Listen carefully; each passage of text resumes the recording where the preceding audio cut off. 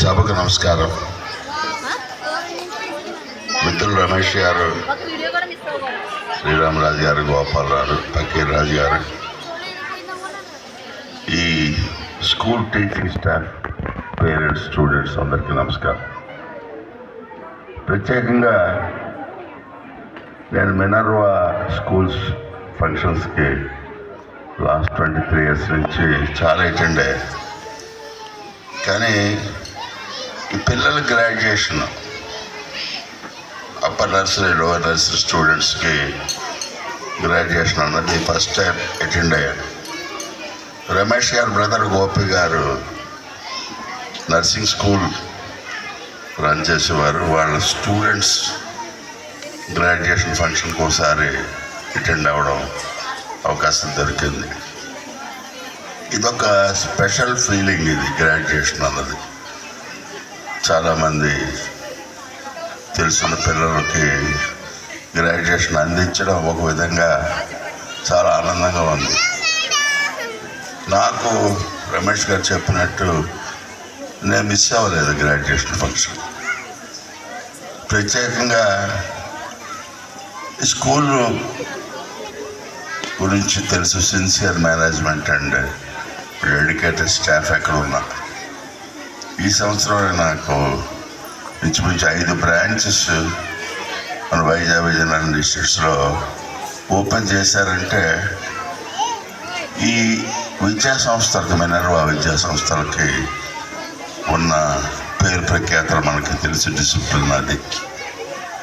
కానీ నేను ఈ రకం చదువులు చూస్తూ మొన్న ఏదో పేపర్లో చదివాను, స్వీడన్లో మళ్ళీ బ్యాక్ టు బేసిక్స్. ఇంకా అంత ఫార్వర్డ్ కంట్రీ కూడా ల్యాప్టాప్, కంప్యూటర్స్ కాకుండా బుక్స్, క్లాస్ రూమ్స్ దాకా వచ్చారంటే మనం చాలా ఆలోచించవలసిన విషయం. ఇప్పుడంతా ఆన్లైన్ క్లాస్, కంప్యూటర్స్ నేను చూస్తున్నాను. మా మనవరాళ్ళు మెట్రాస్లో వాళ్ళకి ఏ నిమిషం ఖాళీ ఉండదు, ఎప్పుడూ టెన్షనే.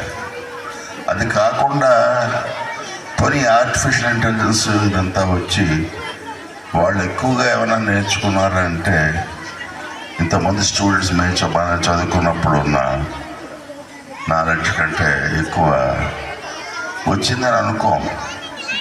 అంటే ఇది రకరకాల కంప్యూటర్స్ కానీ, ల్యాప్టాప్ కానీ, మొబైల్స్ కానీ ఇవన్నీ జరుగుతూ ఎప్పటి నుంచో ఉపయోగిస్తున్న కంట్రీ మళ్ళీ బ్యాక్ టు బేసిక్స్ వచ్చి స్వీడన్ లాంటి డెవలప్డ్ కంట్రీ వచ్చిందంటే మనం కూడా ఆలోచించవలసిన విషయం.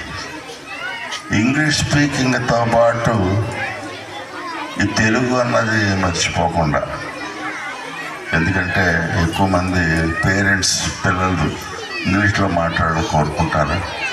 కానీ శ్రీరామరాజు గారు అన్నట్టు ఆ కుర్రాడు చదివిన పద్యాలు అందరికీ కూడా క్లాస్లో నేర్పవలసిన బాధ్యత ఈ మేనేజ్మెంట్కి, టీచింగ్ స్టాఫ్కి ఉందని చెప్పేసి నేను భావిస్తున్నాను. ఎందుకంటే అది మర్చిపోకూడదు. ఈ మర్చిపోకుండా అందరం తులసి శతకంకి ఇవన్నీ చదివిన వాళ్ళం. అది కూడా వీళ్ళకి కరికులంలో యాడ్ చేసి, అంటే గవర్నమెంట్ దాంట్లో సిలబస్లో ఉన్నా లేకపోయినా ఈ పిల్లలకు నేర్పాలని చెప్పేసి కోరుకుంటూ ఈ స్కూల్ ఇంకా అభివృద్ధి చెందాలని, ఇంకా బాగా ముందుకు రావాలని చెప్పేసి కోరుకుంటే అవకాశం ఇచ్చిన వారందరికీ ధన్యవాదాలు చెప్తూ సెలవు తీసుకుంటున్నాను.